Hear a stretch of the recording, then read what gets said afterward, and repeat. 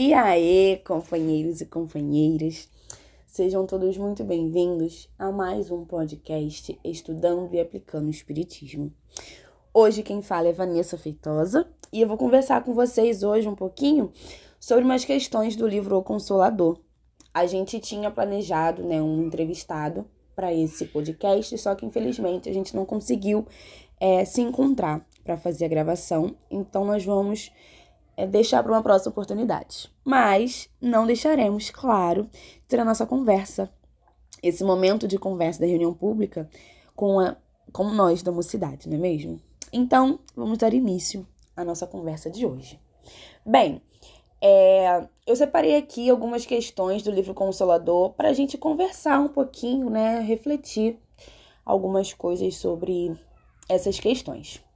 Então, o livro é o Consolador, de Chico Xavier, pelo Espírito Emmanuel. E a parte que a gente vai falar, é a segunda parte, filosofia. O item é o 4, iluminação, e o tópico, realização. Então, a gente vai falar sobre iluminação na parte de realização. A primeira questão, ela diz assim, pergunta, Há outras fontes de conhecimento para a iluminação dos homens, além da constituída pelos ensinamentos divinos do Evangelho? Resposta. O mundo está repleto de elementos educativos, mormente no referente às teorias nobilitantes da vida e do homem. Nobilitante significa conceder direitos e privilégios, honrar, dignificar, Então, o mundo está repleto de elementos educativos, mormente no referente às teorias que concedem direitos e privilégios, no quesito, na questão da vida e do homem. Pelo trabalho e pela edificação das faculdades e do caráter. Mas, em se tratando da iluminação espiritual, não existe fonte alguma além da exemplificação de Jesus no seu evangelho de verdade e vida. Os próprios filósofos que falaram na terra, antes dele, não eram senão emissários da sua bondade e sabedoria, vindos à carne de modo a preparar-lhe a luminosa passagem pelo mundo das sombras. Razão porque o modelo de Jesus é definitivo e único para a realização da luz e da verdade em cada homem. Então, resumidamente, não há outras fontes para nós, aqui, de conhecimento para iluminação. O único modelo, o modelo definitivo e único é Jesus. E, consequentemente, aquilo que vem em seu evangelho de verdade e vida, como o próprio Espírito responde. Aqui no mundo, nós temos diversos, ele coloca elementos educativos. A gente aprende o dia todo com várias pessoas, com crianças, adultos, idosos, na escola, fora da escola, em qualquer ambiente que a gente se encontre. A gente tem ali elementos educativos que nos ajudam, nos moldam como seres humanos, com nossos princípios, assim. A gente tem vários ensinamentos o dia todo. Mas, para a iluminação, o exemplo está em Jesus. Logo, se está em Jesus, a fonte está no que ele nos deixou. E ele nos deixou o evangelho. Então, a gente precisa desses ensinamentos para edificarmos o nosso espírito, a nossa moral. E a gente tem tentado, Isso é importante. Bem, essa é a primeira pergunta, A segunda, ela diz assim: como interpretar a ansiedade do proselitismo espírita? Então, proselitismo, o significado de proselitismo é tentativa persistente de persuadir ou convencer outras pessoas a aceitar suas crenças, né? Então, repetindo, como interpretar a ansiedade, né, dessa tentativa de persuadir alguém espírita, né, proselitismo espírita, em matéria de fenomenologia ante essa necessidade de iluminação?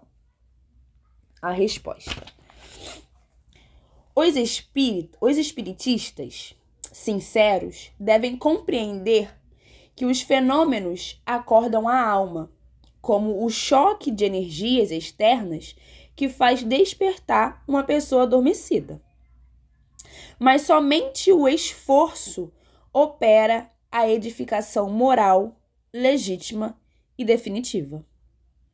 É uma extravagância de consequências desagradáveis atirar-se alguém à propaganda de uma ideia sem haver fortalecido a si mesmo na seiva de seus princípios enobrecedores. O Espiritismo não constitui uma escola de leviandade. Identificado com a sua essência consoladora e divina, o homem não pode acovardar-se ante a intensidade das provações e das experiências. Grande erro praticariam as entidades espirituais elevadas se prometessem aos seus amigos do mundo uma vida fácil e sem cuidados, solucionando-lhes todos os problemas e entregando-lhes a chave de todos os estudos. É egoísmo e insensatez provocar o plano invisível com os pequenos caprichos pessoais. Cada estudioso desenvolva sua capacidade de trabalho e de iluminação e não guarde para outrem o que lhe compete fazer em seu próprio benefício. O espiritismo sem evangelho pode alcançar as melhores expressões de nobreza, mas não passará de atividade destinada a modificar-se ou desaparecer, como todos os elementos transitórios do mundo. E o espírita que não cogitou da sua iluminação com Jesus Cristo pode ser um cientista e um filósofo com as mais elevadas aquisições intelectuais, mas estará sem leme e sem roteiro no instante da tempestade inevitável da provação e da experiência, porque só o sentimento divino da fé pode arrebatar o homem das preocupações inferiores da terra para os caminhos supremos dos páramos espirituais. Não poderiam ter sido mais claros, né? Assim, deixaram uma resposta bem longa para deixar claro para a gente que os fenômenos eles são necessários. A gente não tem dúvida disso. Mas a fenomenologia sozinha, ela não vai agir em nossa vida, né? Em nosso espírito. A gente precisa trabalhar, a gente precisa ter o esforço. Né? E ele fala aqui, logo no início, mas somente o esforço opera a edificação moral, legítima e definitiva. Porque tudo aquilo que é imoral, não é legítimo, uma hora, que expressão eu posso usar? Uma hora desaparece, né? Que ele também usa isso aqui. Ele fala que o espiritismo sem evangelho pode alcançar as melhores expressões de nobreza, mas não passará de atividade destinada a modificar-se ou desaparecer, como todos os elementos transitórios do mundo, né? Então, a gente sabe que muitas pessoas são atraídas, né, para o espiritismo por conta dos fenômenos, né? E muitas pessoas chegam até a casa espírita mesmo querendo ver, querendo aquilo ali, e não de fato aprender, estudar, né? A gente sabe disso. E muitas pessoas também propagam o espiritismo com essa ideia, né? Querendo chamar pessoas a participarem, a estar no centro, na casa espírita, a troco disso, né? Digamos assim. E a gente sabe que não é o correto. Nós estudamos isso o tempo todo, nós vemos isso em todos os estudos. Então, aqui, resumidamente, né, através dessa... Resumindo o que essa resposta longa nos disse, sem o evangelho, nada adianta, né? Sem a moral, sem a verdade, sem a sinceridade, sem o esforço, não adianta. Porque quando chegar o momento das provas, né, da experiência aqui, isso não vai adiantar, porque a gente não vai ter a fé, a gente não vai ter a força que precisa, a gente não vai ter... Ele diz aqui, que fala que a gente estaremos sem leme, né? Sem um roteiro no instante da tempestade inevitável da provação e da experiência. Porque só o sentimento divino da fé pode arrebatar o homem das preocupações inferiores da terra para os caminhos supremos dos páramos espirituais. Né? Essa pergunta aqui é muito boa, inclusive. A gente pode pensar muito, refletir muito sobre isso, até no caso de nós mesmos, né? O que nós estamos fazendo com os ensinamentos que nos estão sendo dados. Como é que nós estamos trabalhando isso na gente a cada dia, né?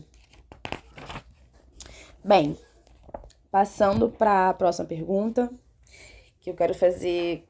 Eu gostaria de comentar mais 2 questões, nosso tempo não é muito grande, e eu achei essas 4 questões, né, essas 2 que eu acabei de ler, e mais essas 2 aqui, bem interessantes para a gente poder refletir aí até o próximo estudo.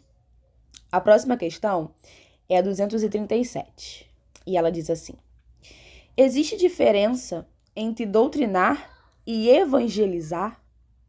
Alguém já havia parado para pensar se existe diferença entre doutrinar e evangelizar? Se é a mesma coisa? Se, assim, são muito diferentes uma das outras? Se uma completa a outra? Vamos ver então. Há grande diversidade entre ambas as tarefas.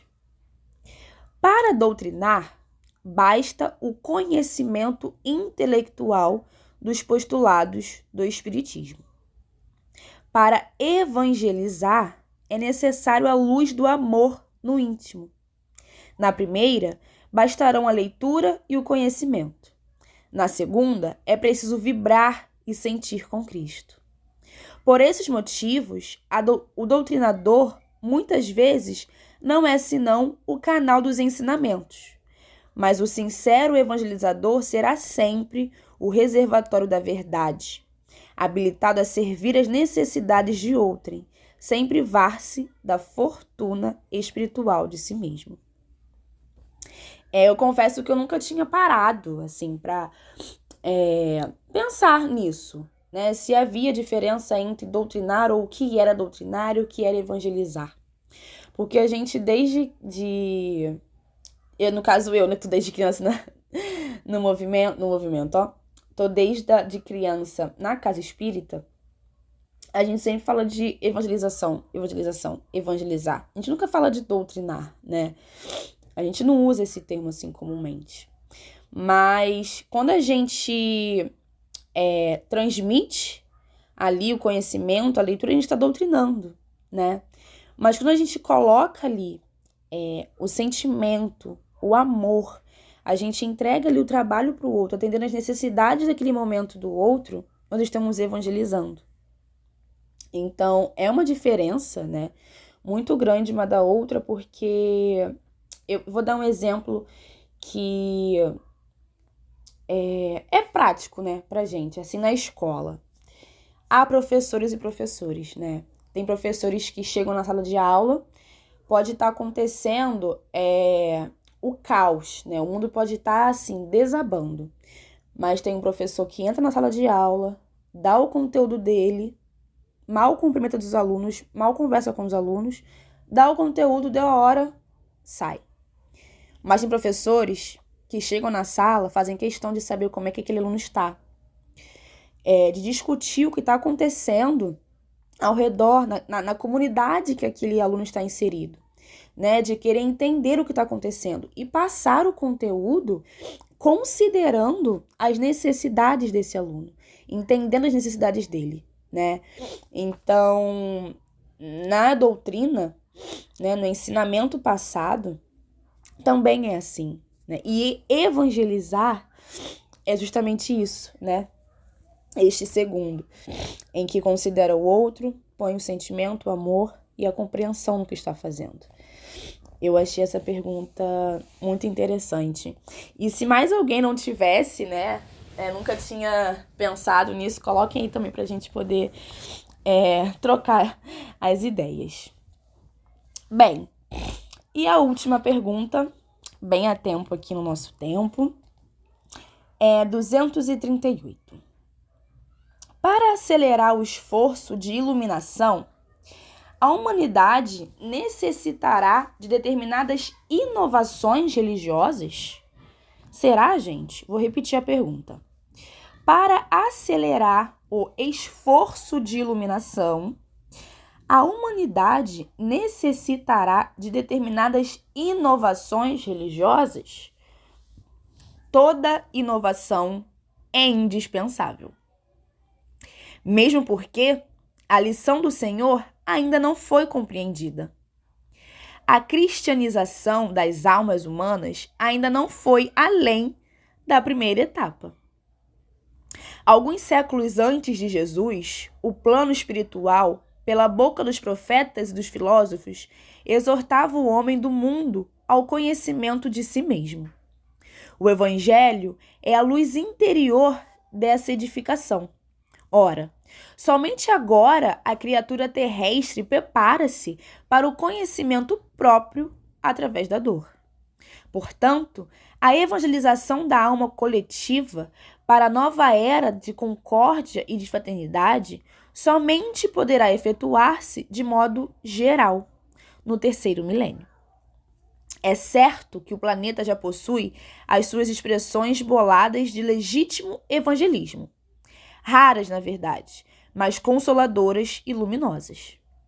Essas expressões, porém, são obrigadas às mais altas realizações de renúncia em face da ignorância e da iniquidade do mundo. Esses apóstolos desconhecidos são aquele sal da terra, e o seu esforço divino será respeitado pelas gerações vindouras como os símbolos vivos da iluminação espiritual com Jesus Cristo. Bem-aventurados de seu reino, no qual souberam perseverar até o fim. Em questão de necessidade de inovação religiosa, as coisas elas precisam, né, serem atualizadas, digamos assim, de acordo com a geração a quem está se dirigindo, né? A gente tem lá na época de Jesus que era passado por meio de parábolas, porque aquele ali era o limite da compreensão naquela época. Hoje, a gente lê as parábolas com uma explicação mais abrangente, né? Até porque aquelas parábolas não se enquadram na nossa realidade hoje. Então, a gente precisa dessas inovações.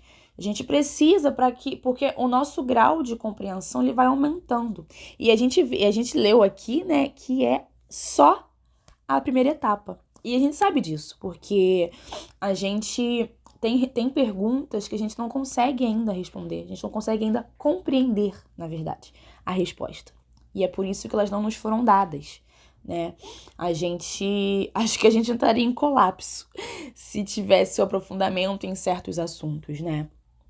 Então, assim, é necessário as inovações porque são graus de adiantamento, né?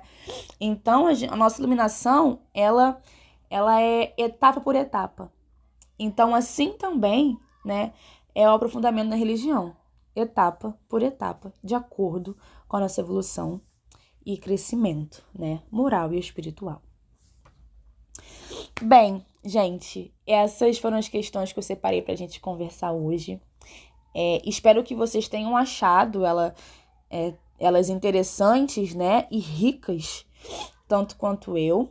E eu agora aqui pensei, eu acho que a gente nunca perguntou se alguém queria esse livro, se alguém tinha interesse, né?